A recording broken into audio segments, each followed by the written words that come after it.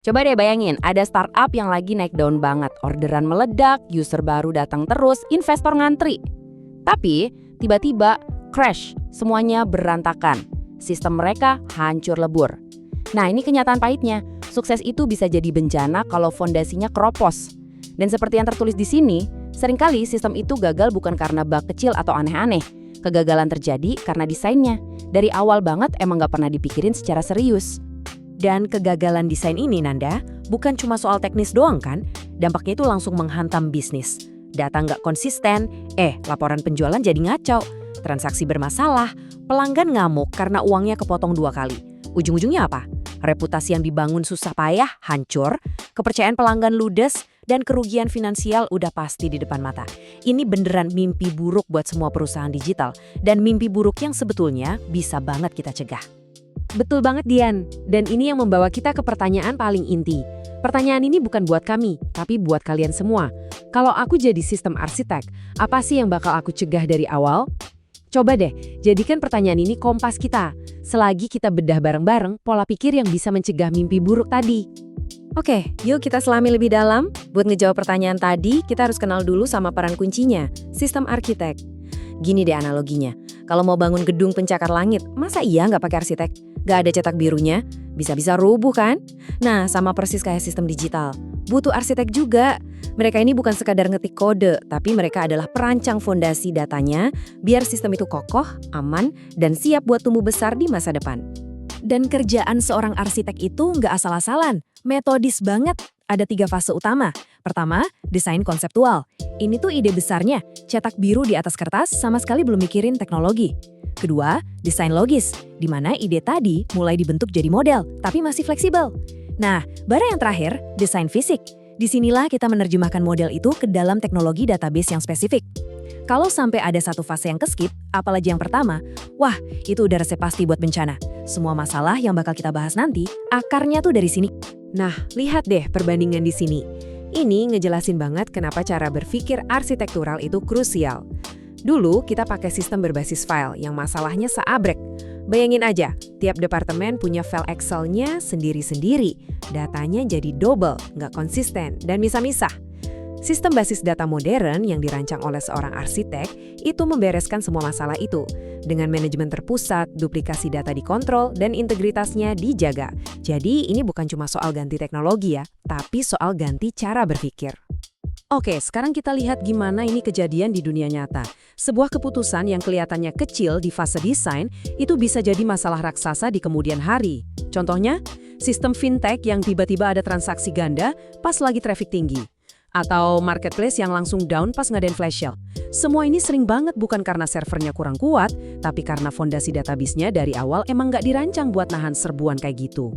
Salah satu penyakit paling umum akibat desain yang jelek itu namanya anomali update. Gampangnya gini, ini terjadi waktu data yang sama disimpan di banyak tempat.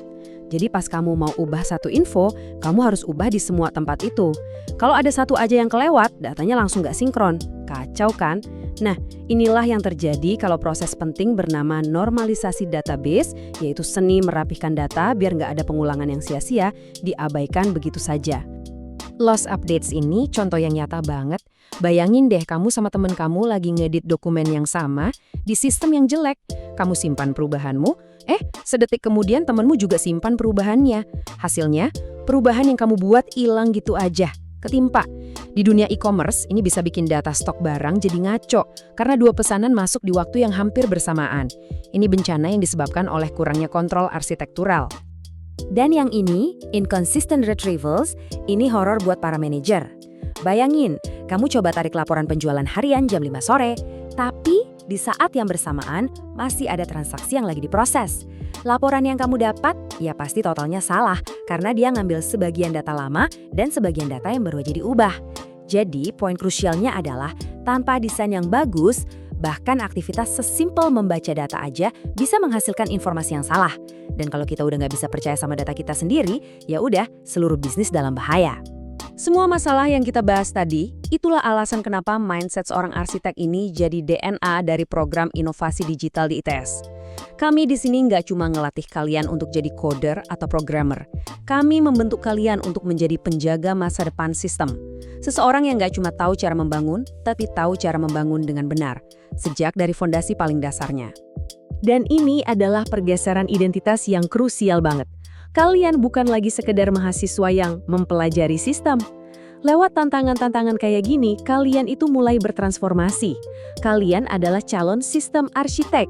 Peran kalian adalah memastikan sistem-sistem digital di masa depan itu nggak rapuh, nggak gampang runtuh pas dihajar sama tantangan nyata. Karena itulah, tugas di season berikutnya bukan sekedar tugas biasa. Anggap ini sebagai simulasi profesional pertama kalian. Kalian akan diminta untuk memakai topi seorang sistem arsitek dan menghadapi sebuah studi kasus. Ini adalah kesempatan emas buat menerapkan pola pikir preventif yang udah kita diskusikan dari tadi. Oke, kita lihat lebih detail ya misinya. Kalian bakal diminta buat benar-benar berperan jadi arsitek. Apa sih prioritas utama dalam desain sistem ini?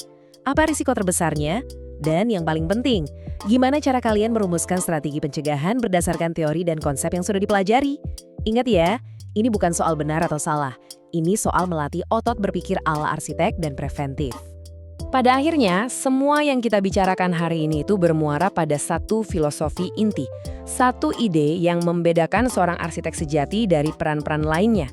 Mereka nggak nungguin masalah datang baru sibuk memperbaikinya. Fokus utama mereka adalah mencegah masalah itu supaya nggak pernah terjadi sama sekali.